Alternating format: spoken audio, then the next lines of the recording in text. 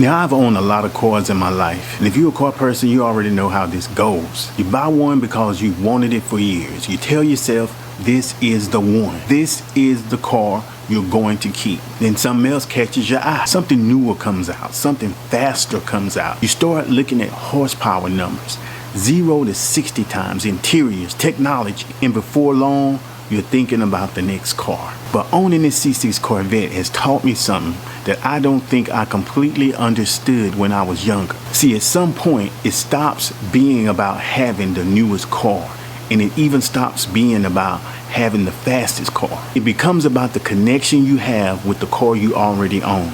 And I know that probably sounds crazy to somebody who isn't into cars, because to them, this is just a machine.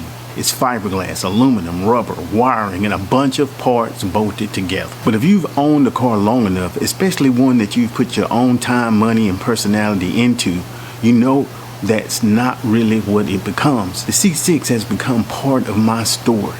And I think that's one of the biggest things ownership has taught me. When I first got into cars, I think I looked at them a lot differently. I wanted the performance, I wanted the sound, I wanted something that looked good sitting in the driveway. And let's be real, I wanted something that made me feel good when I got behind the wheel. And there's absolutely nothing wrong with that. That's part of why we love these things. But over time, something changes. You start remembering all of those little moments. You remember the first time you really opened that car up. You remember the first modification, then the second modification, and the modification that was supposed to be the last modification, and definitely wasn't the last modification. You remember sitting in the garage, staring at it, trying to decide what wheels would look right, what stance you wanted, how much power was enough. Then realizing that apparently there is no such thing as enough power. You remember the things that broke, and anybody who has owned modified cars knows exactly what I mean. There's days when this hobby will test every bit of the patience you have. Something starts making a noise, a light comes on, temperatures start doing something they aren't supposed to do, and suddenly that nice relaxing Saturday you had planned turned into researching Corvette forums at midnight trying to figure out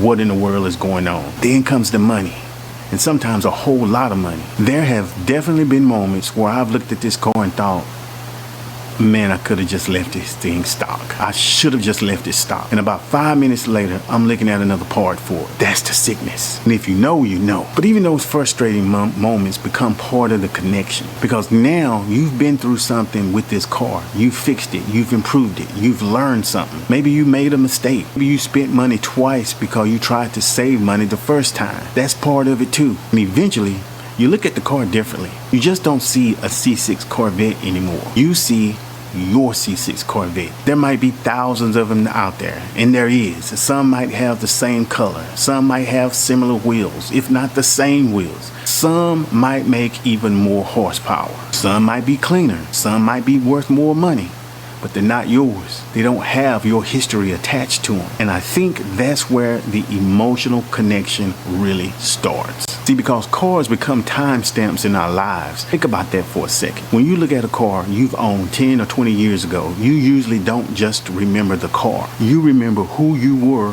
when you owned it. You remember where you lived, what job you had, who you were hanging around with, where you used to drive. Maybe your kids were younger. Maybe your parents were still here. Maybe life was completely different.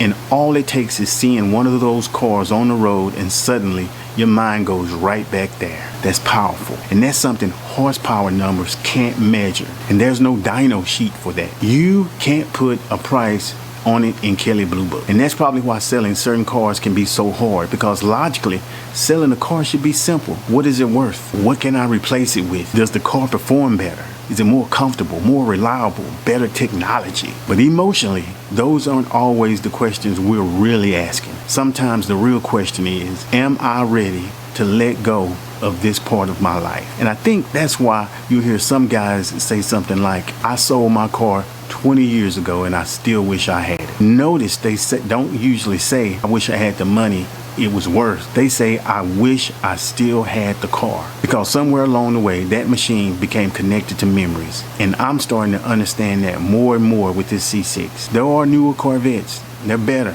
They're faster Corvettes. You can get a C7. You can get a C8. You can get something with nicer interior, better technology and performance. that would have seemed impossible when the C6 came out. And I appreciate all of those cars, except the C8. But there's something about this generation. The long hood, the low seating position, the simplicity of the interior, that LS3 sitting out front, the sound, the way the car feels around you, it still has enough technology to be modern, but not so much that you feel disconnected from what the car is doing. There's a rawness to it. And once you modify one, that personality gets even stronger. Every sound means something. Every vibration means something. Sometimes you hear something and think, that's probably normal. Then 2 miles later, I don't know if that was normal. See, that's C6 ownership too. But when everything is working right and you get on that open road or down that straightaway at the track, the car settles in. You hear that engine.